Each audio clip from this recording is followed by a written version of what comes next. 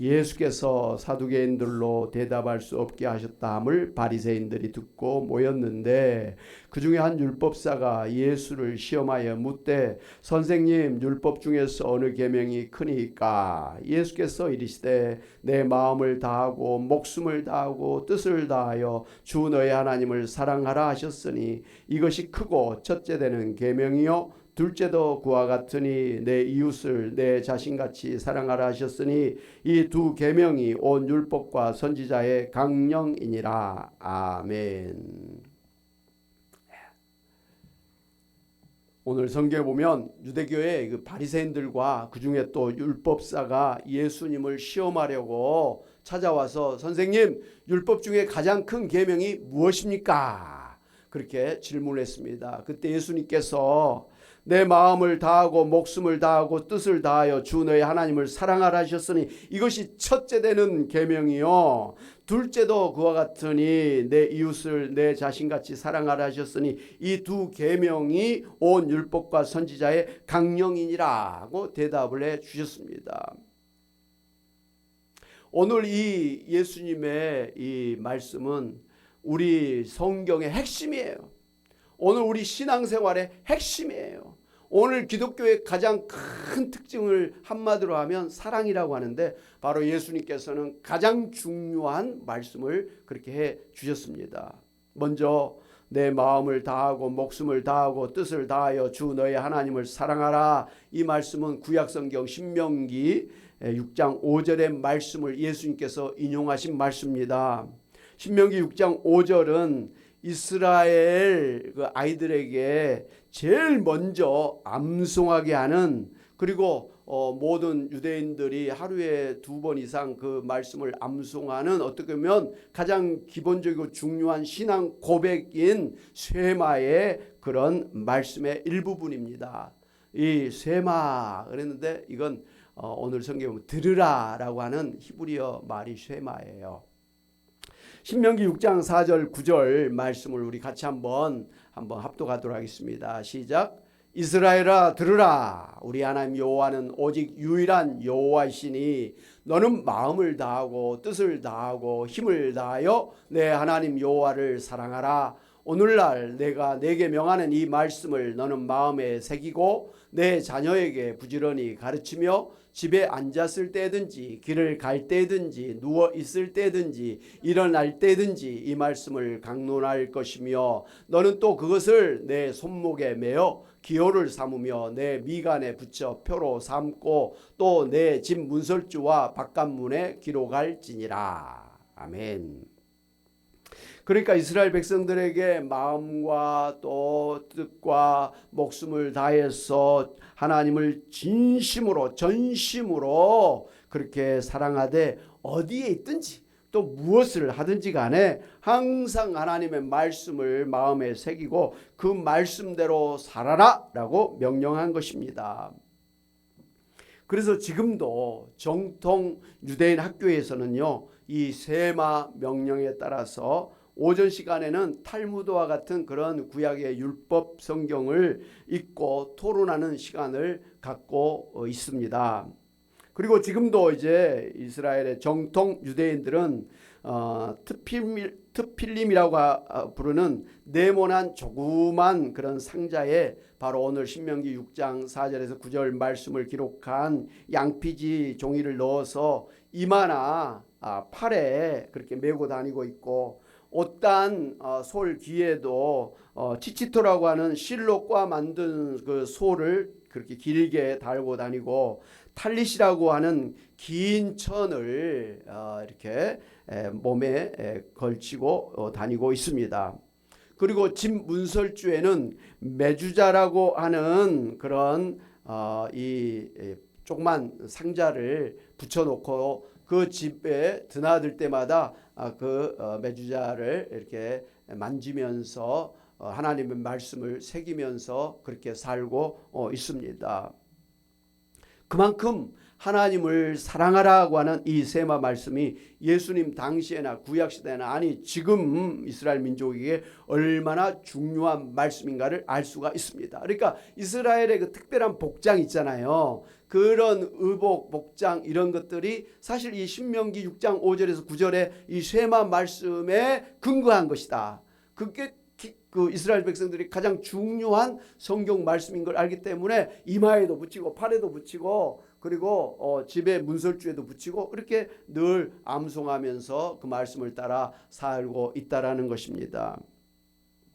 그렇게 이스라엘 백성들이 중요하게 생각하는 하나님을 마음과 뜻과 목숨을 다해서 사랑하라고 하신 말씀이 가장 큰 것이다. 이게 가장 성경의 중심이고 모든 율법의 핵심이고 중심이고 기본이다. 이렇게 말씀을 해 주신 것입니다. 그러니 우리들도 신앙생활에서 가장 예수 믿는 사람에서 중요한 것이 무엇일까? 어떻게 살아야 될까? 뭐라고 해야 될까요? 바로 마음과 뜻과 목숨을 다해서 하나님을 사랑하는 것. 하나님을 사랑하면서 사는 것이 가장 중요하다라는 것을 우리가 알아야 됩니다. 그리고 예수님은 이어서 내 이웃을 내 몸같이 사랑하라 이렇게 말씀해 주셨는데 이 말씀도 역시 구약성경 레위기 19장 18절의 계명을 인용한 말씀입니다. 모세가 이 시내산에서 하나님의 말씀을 이제 받고 와서 이스라엘 백성들에게 그 말씀을 쭉 하신 다음에 여러 가지 이제 그 사회법 이런 것들을 갖다가 이렇게 전해주면서 결론적으로 하는 말씀이 이 모든 것을 하되 바로 너 자신을 사랑한 것처럼 내 이웃을 사랑하는 것으로 그렇게 말씀을 실천하라. 그 근본 정신을 이웃을 내 몸같이 사랑하는 것이다 라고 말씀을 해주신 것입니다. 그러니까 이 구약 성경에 그 많은 십계명을 포함한 600여 가지의 그런 계명이 있는데 그중에 가장 중요하고 가장 우선되고 가장 근본적인 그런 계명이 무엇이냐? 하나님을 사랑하고 이웃을 사랑하라. 하나님 사랑하라는 것입니다. 사랑하는 것. 할렐루야. 우리가 하나님과 인간 사이에 수직적으로도 사랑, 그리고 사람과 사람 사이에도 수평적으로 사랑, 이로도 사랑, 옆으로도 사랑. 그래서 저는 어렸을 때부터 이 말씀이 굉장히 중요하다는 걸 알았기 때문에 저 개인 인생 좌우명이 바로 인생관이 하나님 사랑, 이웃 사랑 이거예요. 그리고 저희 교회의 이름도 사랑의 교회예요. 하나님 사랑하고 이웃을 사랑하라. 특별히 이웃을 사랑한 것이 곧 하나님 사랑이다 라는 것으로 말로만 사랑을 외치는 게 아니라 말로만 하나님을 사랑한다는 게 아니라 실천함으로 세상 속에서 사랑을 실천함으로 하나님을 사랑한다는 것을 증거하는 그런 삶이 되어야 된다. 그런 교회가 되어야 된다라는 뜻으로 우리 교회 이름도 사랑의 교회예요. 교화 지역에 있으니까 교화 사랑의 교회죠. 우리가 만약에 평양에 있었다면 평양 사랑의 교회가 되었을 것입니다. 우리 빨리 통일돼 갖고 우리 교화 사랑의 교회가 평양 사랑의 교회를 그렇게 개척할 수 있기를 바랍니다. 아멘. 이러한 모든 율법의 말씀의 그 중심이 기본이 핵심이 하나님을 사랑하고 이웃을 사랑하는 것이기 때문에 신약성경 로마서 13장 8절에서 10절에 이렇게 말씀을 하고 있습니다. 같이 한번 보겠습니다. 시작. 피차 사랑의 빛 외에는 아무에게든지 아무 빛도 지지 말라. 남을 사랑하는 자는 율법을 다 이루었느니라. 간음하지 말라, 살인하지 말라, 도둑질하지 말라, 탐내지 말라 한 것과 그 외에 다른 계명이 있을지라도 내 이웃을 내 자신과 같이 사랑하라 하신 그 말씀 가운데 다 들었느니라. 사랑은 이웃에게 악을 행하지 아니하나니 그러므로 사랑은 율법의 완성이니라고 했습니다. 구약의 가장 중요한 말씀이 사랑이라 그랬지 않습니까? 근데 신약에 있어서 가장 중요한 것이 바로 예수님 말씀대로 사랑이라 그랬습니다. 그런데 사도 바울도 교회의 가장 중요한 것이 무엇이냐? 사랑이라고 그렇게 이야기를 한 것을 볼 수가 있습니다. 오늘 우리도 가장 나의 신앙생활에 중요한 오늘 우리 기독교 교회에서 가장 중요한 것이 무엇이냐 묻는다면 단연코 사랑하는 것입니다. 하나님을 사랑하고 이웃을 사랑하는 것입니다라고 분명하게 말해야 될 줄로 믿습니다.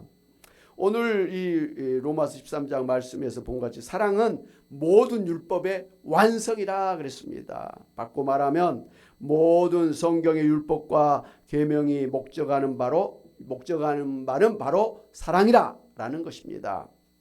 그래서 예수님 하나님을 사랑하고 이웃을 사랑하는 계명이 모든 율법과 선지자의 강령이라고 이렇게 말씀하셨습니다. 이 강령이라는 게 영어로는 principle, 우리말로는 원리라는 그런 뜻이에요. 그러니까 모든 율법과 모든 성경의 그 원리, 기준이 무엇이냐? 사랑이라는 것을 분명히 알 수가 있습니다. 여기서 특별히 마음을 다하여 뜻을 다하여 목숨을 다하여 사랑하라 이렇게 말씀을 해주셨는데요. 먼저 이 마음을 다한다, 이 하트, 마음을 다해서 사랑한다라는 것은 그 외식이나 형식적인 그런 사랑이 아니라 정말 진정한 의지력을 가지고 마음 중심으로 사랑한다라는 것이죠. 진심으로 사랑하는 거, 이게 바로 마음을 다한 사랑이라는 것입니다. 그렇죠? 사랑한다고 말은 번지르르 했는데 마음은 없어. 그건 사랑이 아니죠. 말로도 행위로도 뭐 선물을 하고 식사 대접을 하고 뭐 이렇게 하는데 행위는 뭔가 사랑인데 속은 아니야. 그런 경우 있잖아요. 예. 그것은 성경에서 말한 마음을 다한 사랑이 아니라는 거예요. 말하는 것과 행동하는 것이 마음과 같아야 되는 거예요.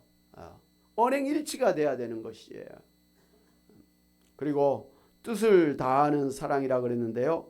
이 뜻을 가지고 사랑해야 돼요. 그냥 맹목적인 같은 뭐 호남 사람입니까? 같은 영남 사람입니까? 같은 성씨니까 뭐 누구를 뽑아준다.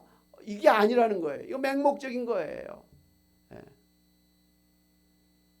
우리는 분명한 이해와 통찰력을 가진 그런 사랑을 해야 된다는 것이에요. 사랑에도 뜻이 있어요.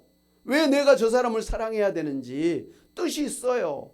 그냥 사랑해라 그러니까 막 마지못해 사랑하는 게 아니라 뜻을 가지고 사랑해야 된다는 것이죠. 의지를 가지고 사랑해야 된다는 것입니다. 할렐루야. 예. 그리고 목숨을 다한 사랑을 이야기했는데요. 이 목숨이라는 것은 우리 육신의 생명을 이야기하지 않습니까? 그러므로 진정한 사랑이라고 하는 것은 내 육신의 생명까지도 아까워하지 아니하고 온전히 희생적이고 헌신적인 사랑을 끝까지 해야 된다고 하는 말씀이에요. 우리 권사님, 젊은 권사님이 부모님 이렇게 또 효도하고 올라왔다 그러면서 그런데 그 주말마다 예를 들면 멀리 지방까지 부모님 찾아뵙고 또 효도하고 오는 거 만만치 않습니다. 5시간 10시간을 오고 가고 차 타고 매일 저녁까지 일하면서 마지막 주말까지도 그렇게 하는 거 쉬운 게 아니에요. 거기다 또 교통비 들어가지요. 들어가면 용돈 드려야 되죠. 또 뭔가 선물해야죠. 이거 만만치 않은 거예요. 힘든 거예요. 돈도 돈이지만 마음도 마음이지만 정말 피곤한 그런 거잖아요. 효도하는 거 쉬운 일이 아닙니다. 사랑하는 거 쉬운 일이 아닙니다. 피곤한 일이에요. 또 지치는 일이에요. 어떨 때는 바보 같다는 생각이 들 정도로 그렇게 손해보는 것이 바로 사랑이라는 거예요. 아멘. 사랑은 결코 얌체적인 게 아니에요. 정말 나를 희생하면서 하는 게 사랑이에요. 사랑의 본질이 나를 내어주는 거예요. 오늘 그런 사랑을 갖다가 목숨을 다한 사랑이라고 그렇게 예수님께서는 말씀을 해주셨죠. 이 사랑이라고 하는 거, 예수님께서 말씀하신 이 사랑이라고 하는 것은 근본적으로 하나님이 우리를 사랑하신 그 아가페 사랑을 가리키는 것입니다. 하나님께서 우리를 사랑하시되 하나님의 마음과 뜻과 목숨을 다해서 우리를 사랑해 주고 계십니다. 할렐루야.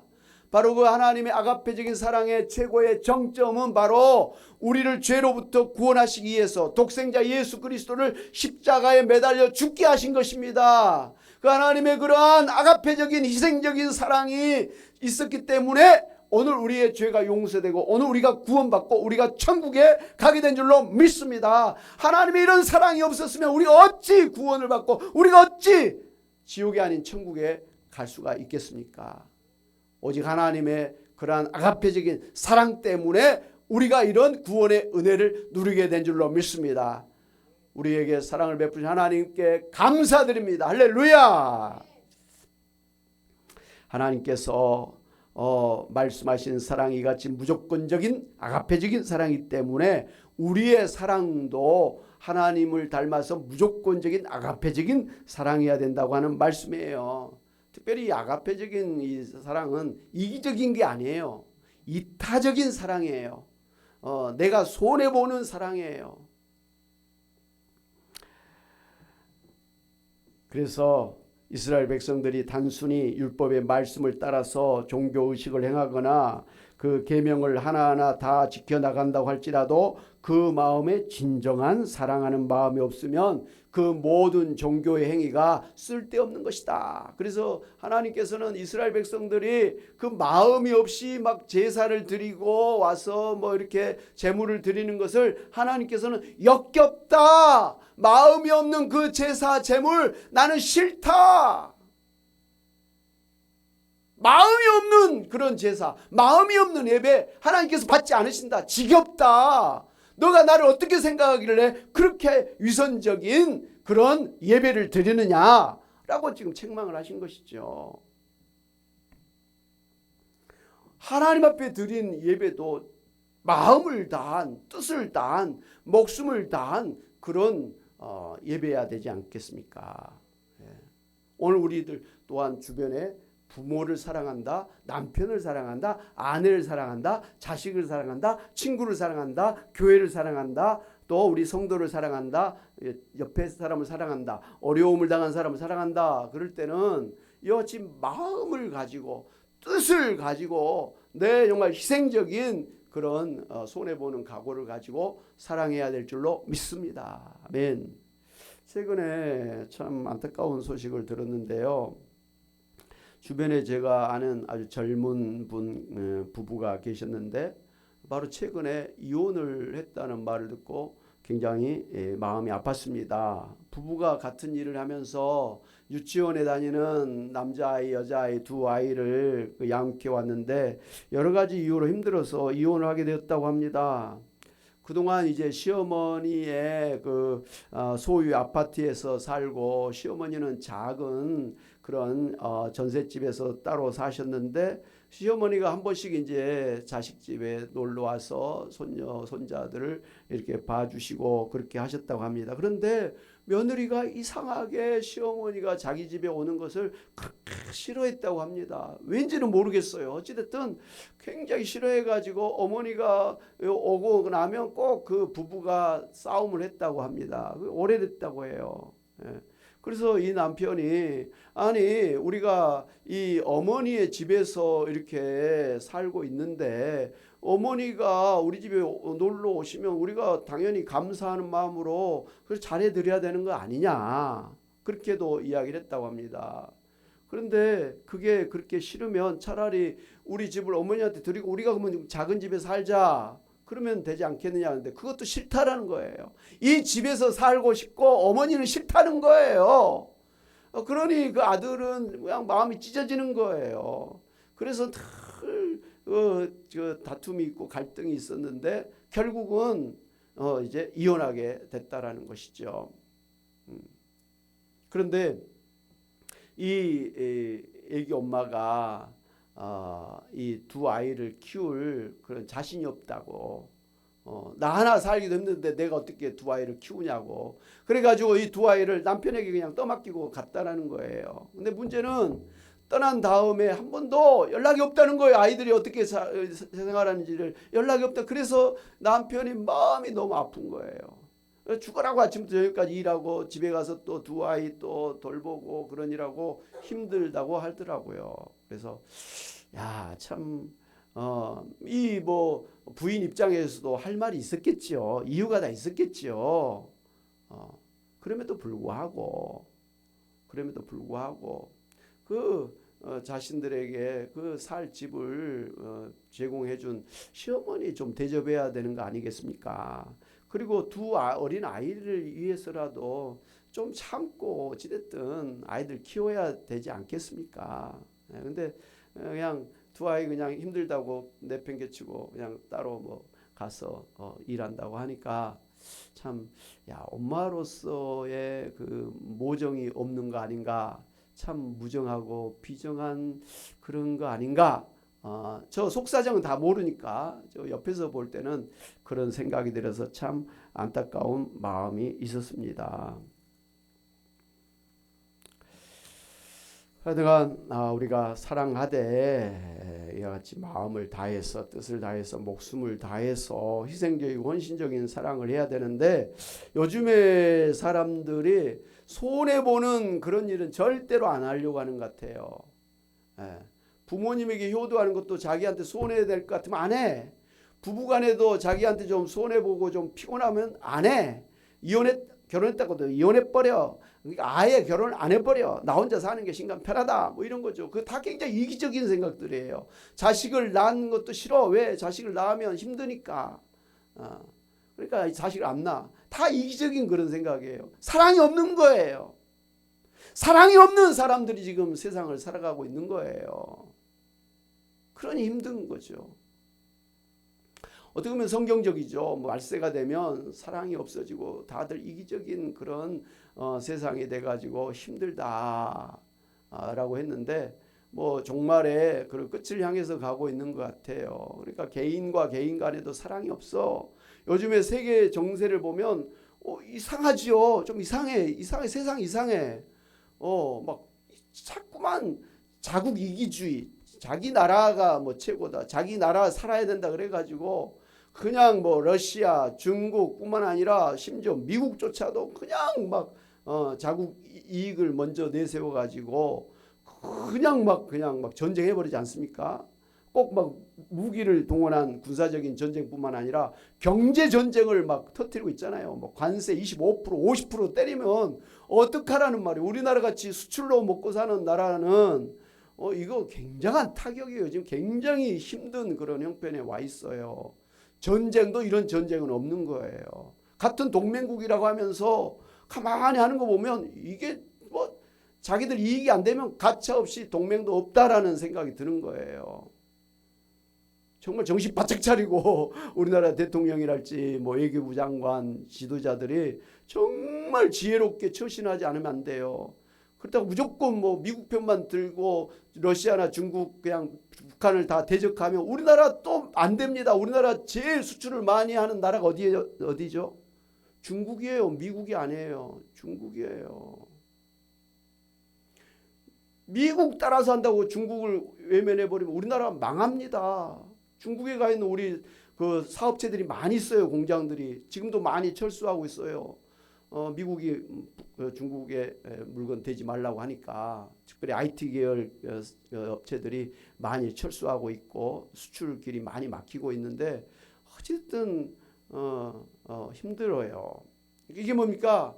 개인적으로도 이기적인 그런 세태지만 국가 간에도 이기적인 그런 세태가 되니까 정말 막 조금만 자기 나라에 좀 손해가 되고 그러면 그냥 전쟁해 버리는 거예요. 조금만 자기 나라에 뭔가 이익이 된다면 막 그냥 우크라이나 쳐들어가고 뭐 그린란드도 우리나라로 만들고 멕시코도 우리나라 만들고 뭐 대만도 우리나라 만들고 뭐 그런 서로가 막 그냥 땅을 차지하려고는 그런 이상한 지금 세상에 되고 있지 않습니까? 이기적인 그런 형편들이죠. 사랑이 없는 거예요. 그런데 오늘 예수님께서는 이런 세태 가운데서 사람이 가장 중요한 게 뭐냐? 사랑이라는 거예요. 사랑. 하나님을 사랑하고 이웃을 사랑하면서 살아야지 이게 참된 세상이다. 오늘 예수 믿는 사람들에게 있어서 가장 중요한 덕목이 무엇이냐? 사랑하라는 거예요. 단순히 잘 먹고 잘 사는 게 아니에요. 잘 먹고 잘 살면 또 그만큼 많이 베풀면 되는 거예요. 좀 못 살아도 베풀고 사는 거예요. 어려운 사람들에게 긍휼의 마음을 가지고 동병지상련의 마음을 가지고 콩 한 조각으로 나눠주고 사는 그런 마음이 예수님 믿는 사람의 마음이 돼야 된다는 것입니다. 예수 믿고 나 구원받은 나 천국 간다 그러면서 그냥 이 세상에서는 자기 욕심 다 부리고 남을 짓밟고 남이야 어찌됐든 말든지 그냥 자기 혼자 잘 살고 있다는 것은 절대로 예수님의 가르침이 아니에요. 회개해야 될 일이에요. 그런 세상, 이기적인 세상을 구원해서 정말 평화로운 샬롬의 그런 천국을 만들기 위해서 예수님이 십자가에 돌아가신 것 아닙니까?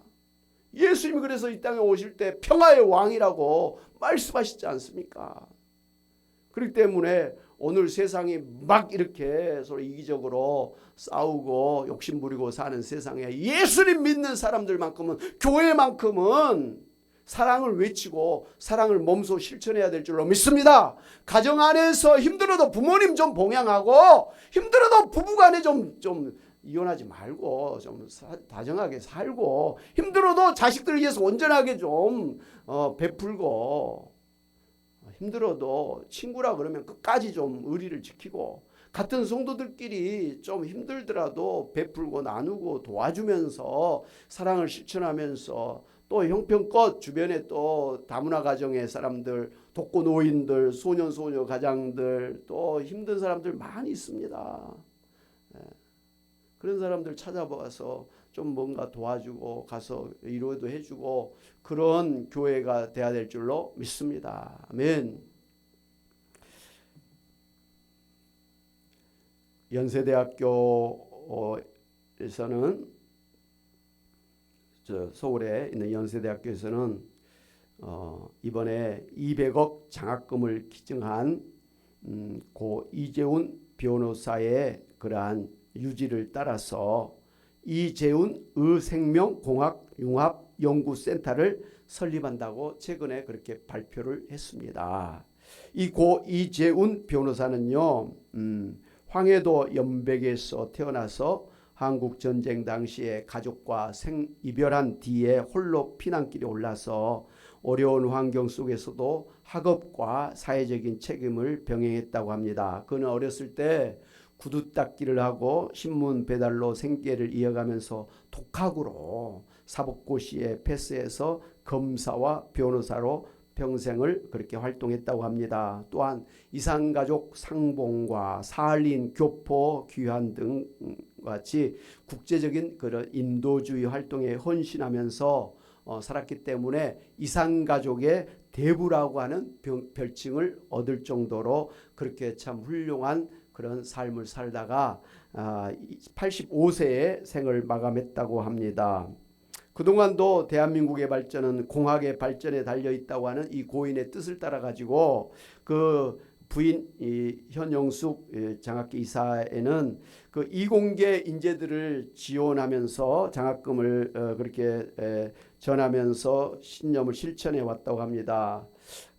이번에 이제 전액을 다 이제 장학계에서 연세대학교에 기부를 했는데, 여러 대학 중에서 가장 이 돈을 정말 필요한 데 쓸 수 있는 대학이 어딜까? 정말 어려운 사람들을 진심으로 도와줄 수 있는 그런 좋은 일에 쓸 수 있는 학교가 어딜까 생각하다가, 그래도 예수님 믿는 기독교 학교인 연세대학교가 좋겠다 해가지고 연세대학교에 이렇게 전액 기부를 했다고 합니다.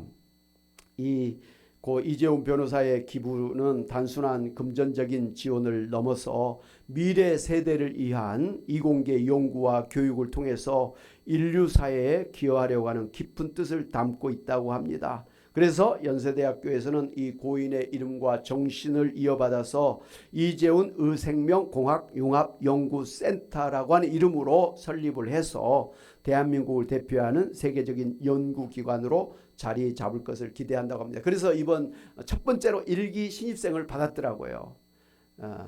그러니까 요즘에 의료는요, 단순히 손 기술이 아니에요. 요즘에 정말 성공적인 수술은 대부분 뭐로 하죠?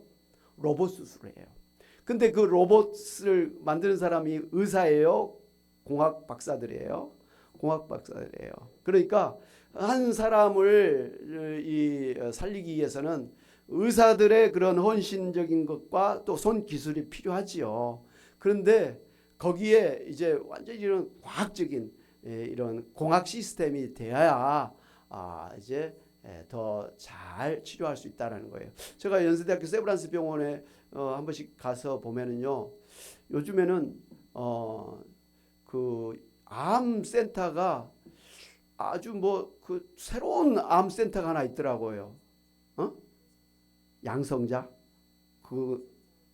양성자 치료 그것도 있고, 하여튼간 뭐 그 이름도 생각 안 돼. 중압이라든가 해가지고 아주 강력하게 뭐 해가지고 지금까지 할 수 없는 그런 암도 수술을 하면 가능하다. 뭐 이런 대신에 그건 지금 의료보험이 안 돼가지고 비쌉니다. 앞으로 이제 잘 되면 의료보험 혜택을 받으면 좋겠는데, 지금은 부자들만 할 수 있는 건데, 하여튼 그런 기계가 발전해서 지금 치료가 안 되는 암도 치료할 수 있는 그런 시대가 열리고 있다고 합니다. 참 감동적인 그런 이야기죠. 예. 요즘같이 이기적인 사회에서 고 이재훈 변호사는 사회에 소외되고 어려운 사람들을 대변한 변호사로 살아왔을 뿐만 아니라, 돌아가신 후에도 그 전 재산을 어려운 병으로 고통받는 환자들을 살리도록 하기 위해서 의생명공학 융합연구센터 설립의 장학금으로 전액 기증했다고 하니 참 본이 되는 삶을 사셨다, 이런 생각이 되어집니다. 사랑하는 여러분, 오늘 우리에게 있어서도 우리 삶과 신앙에 원칙, 기준이 있어야 되지 않겠습니까? 바로 그 원칙과 기준은 예수님께서 말씀하신 대로, 성경에서 가장 중요하게 말씀한 대로 하나님을 사랑하고 이웃을 사랑하되 우리의 마음과 뜻과 목숨을 다해서 사랑하는 삶을 살아야 될 줄로 믿습니다.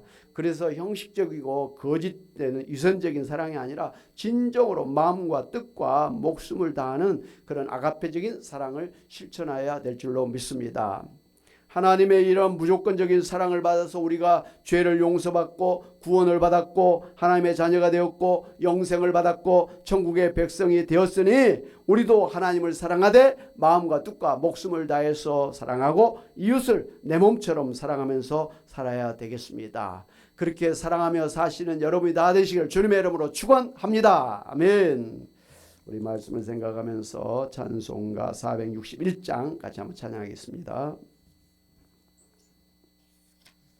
461장.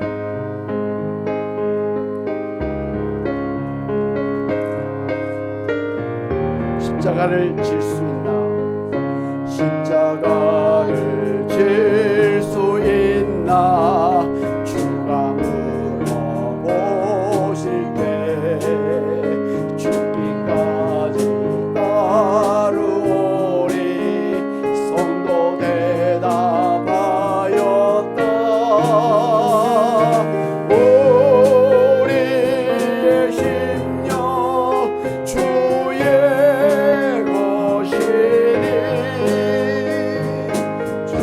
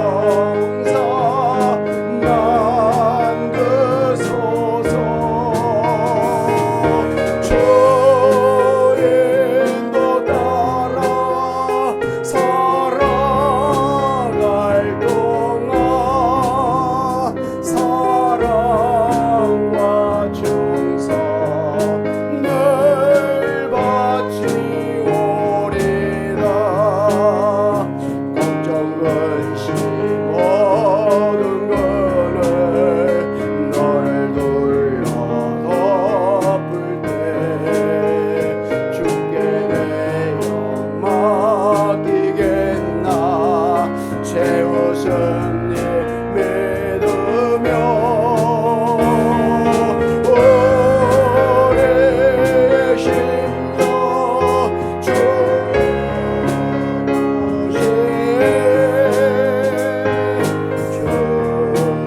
주님의 영상